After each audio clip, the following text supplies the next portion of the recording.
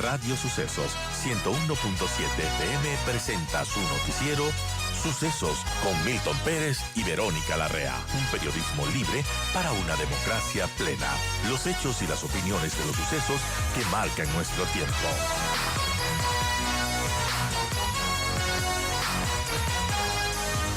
Pues 8:50 nosotros continuamos con las entrevistas y bueno, hay un tema que se refiere a una normativa que permite a Petroecuador contratar empresas acusadas de corrupción para el transporte de crudo. Este cambio fue realizado tras requerimientos de las áreas comerciales y logísticas de la empresa y que aseguraban que no se podía aplicar la norma de no contratar empresas acusadas de corrupción. Hay una nota de Diario El Universo en donde menciona que el 30 de julio ese mismo día que se realizó un millonario concurso de compra de 2.24 millones de barriles de diésel, en el cual la virtual ganadora era la empresa Transfigura. Petroecuador emitió una comunicación diciendo que trabaja en sus normas antisobornos. Este anuncio se lo hizo en medio de constantes críticas a la empresa estatal por continuar manteniendo a esta empresa privada, Transfigura, que ha sido señalada por sobornos a funcionarios de Petroecuador en las Cortes de Estados Unidos como su proveedora. Sin embargo, en un comunicado que saca Petroecuador, dice que indica que esta normativa sobre el retiro de registros de empresas con problemas de corrupción fue cambiada en septiembre del 2023 por un exfuncionario de la empresa. Allí hace referencia a Reinaldo Armijos, quien fue gerente de comercio internacional y también gerente de Petroecuador, y que ahora dice solo se puede separar a una empresa si tiene una sentencia ejecutoriada en su contra por temas de corrupción. Sobre este tema, Armijos, quien fue funcionario en la administración y se dio ese cambio en esa administración, aseguró que esta normativa no está escrita en piedra y pregunta por qué no la han cambiado, qué está pasando en Petroecuador y que, bueno, ahora emite este comunicado y la pregunta es qué tanto están de verdad combatiendo la corrupción. Estamos ya con Reinaldo Armijo, de gerente de Petroecuador. Y bueno, ¿qué podemos decir de esta normativa? ¿Por qué la mantienen? ¿Por qué se dio en su momento? Y bueno, ¿cómo ve desde fuera las cosas en la empresa estatal? Bienvenido. Muy buenos días, muchas gracias Radio Sucesos por tenerme el día de hoy.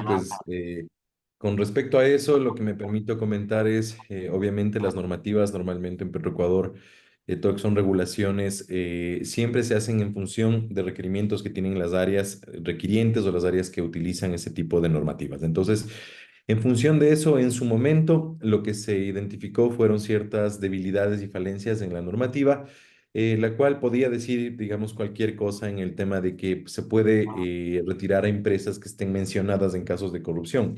Más, Ujú. ¿qué es lo que pasa con la ley? Eso analizamos con el equipo jurídico en su momento, que lo que nos decía es que si es que no está acorde a parámetros constitucionales, a parámetros legales, pues la normativa no se la puede aplicar. Entonces, lo que se hizo es especificar cuáles son los delitos que pueden estar inmersos de estas empresas o cualquier tipo de empresa a nivel mundial que quiera hacer negocios con Petroecuador, que se valide inclusive con una unidad con la Jefatura de Prevención de Lavado de Activos para saber si es que existe algún tipo de alerta, emitir ese informe y adicionalmente a eso revisar cualquier tipo de proceso legal o jurídico en el cual ya conste algún tipo de sentencia o acto administrativo que permita indicar que hubo algún acto de corrupción. Entonces, eso fue lo que se hizo, especificar conforme a la ley. Entonces, pero no está de más indicar siempre es que las autoridades tienen todo el derecho, toda la previsión y todo el soporte jurídico, obviamente, para poder analizar y mantener esto o a su vez hacer el cambio conforme lo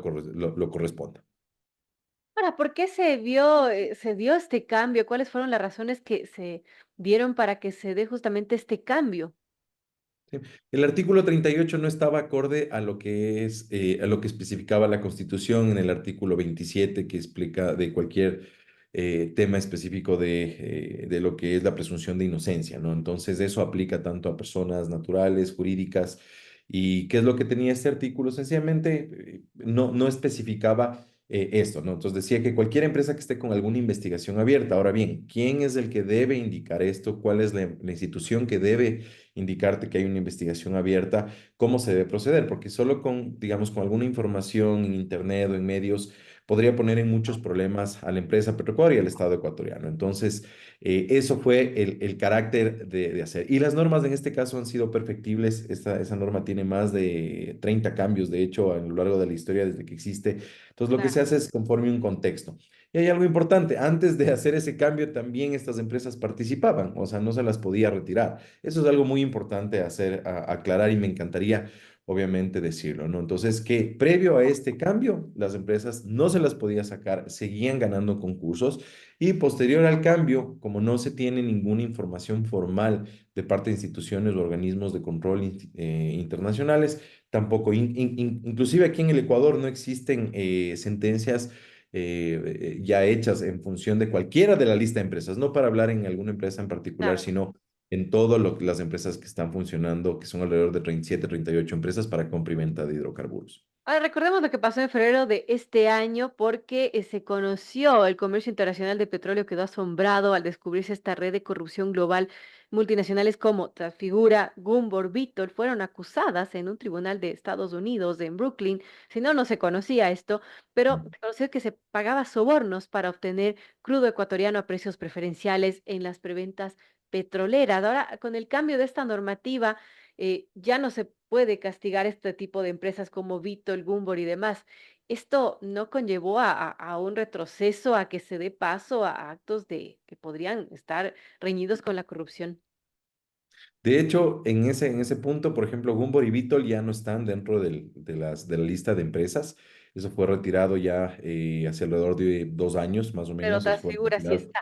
Porque ya tenían, ya. Ahí viene la parte de Trafigura. Aquí es algo importante. Bueno, yo estuve en Petroecuador hasta el 11 de diciembre y ahora bien, lo que sería importante es revisar si es que ya existen, por ejemplo, sentencias o ya procesos en los cuales, como pasó con Gumbor y Vitol, que inclusive tienen que devolver al Estado ecuatoriano alrededor de 93 millones. Entonces, en el caso que exista ya algo formal, ya se tiene la herramienta muy clara para poderla hacer. Y segundo, que ya las empresas no tendrían ningún proceso o ningún, digamos, ninguna acción que puedan seguir en contra del gobierno ecuatoriano. ¿Por qué? Porque está muy específico y como en las leyes, yo no soy jurista, pero lo que sé es que en las leyes, en las normas y en cualquier tipo de contrato, lo que es el ser específico es la clave en absolutamente todo. Entonces, en este caso, se dejó claros cuáles son los delitos, cuáles son los procedimientos y que se está cumpliendo conforme a la ley. O sea, esa fue la naturaleza y el carácter del cambio del artículo 38 de la normativa. Pero como digo, inclusive en febrero, si es que ya existieron estas alertas, por ejemplo,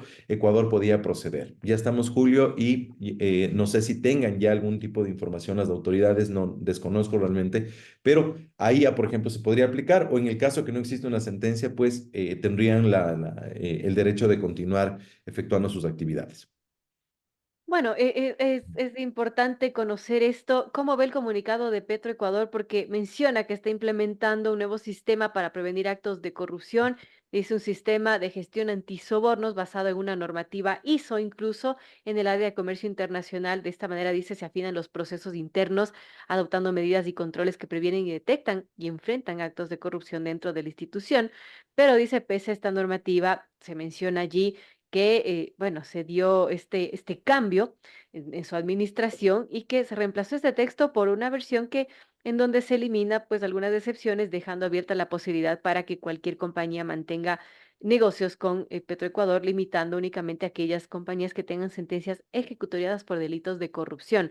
Obviamente, esto hace pensar mal y la pregunta es, entonces, cómo no están cambiando esta normativa, por qué ese comunicado de excusa frente a lo que está pasando.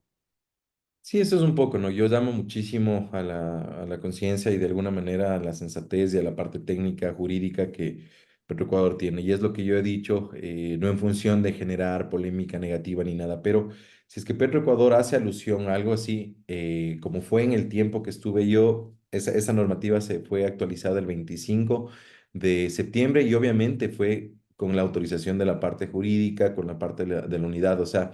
Algo que sí fue un poco molestoso es que te indiquen que solo un funcionario cambió. No, ningún funcionario solo por sí solo puede cambiar una normativa, y peor en el sector público, ¿no? Si fuera una empresa privada tal vez muy, muy entendible, pero acá es imposible. En el tema sector público es imposible. Entonces, a eso es lo que se levantó la voz de decir, señores, se hizo ese cambio en función de tener de alguna manera una cancha clara, unas reglas claras. Ahora bien, si es que la parte jurídica hubiese generado una alerta, de hecho en febrero ya hubo una alerta en teoría que se seguían funcionando estas empresas y todo, Entonces, yo a la larga del camino se aprobó esta norma el 25 de septiembre y yo estuve en comercio internacional hasta el 13 de octubre. Ese fue un periodo muy pequeño. Posteriormente fui a subrogar la gerencia general de Petroecuador, igual por un periodo pequeño hasta que el señor presidente Noboa asuma el cargo.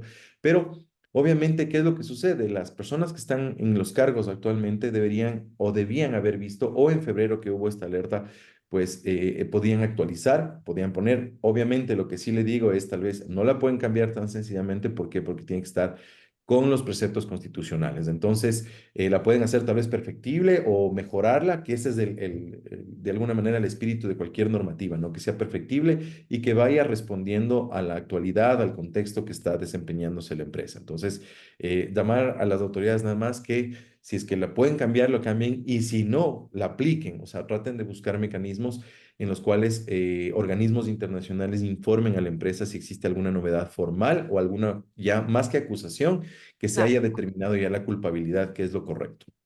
Bueno, estaremos pendientes de esto. Ujú. Gracias a Reinaldo Armijo, ex gerente de Petro Muchas Ecuador, gracias. por comentarnos sobre esta normativa que, bueno, es bastante polémica. Gracias nuevamente por estar con nosotros. Le agradezco muchísimo y una excelente semana. Gracias.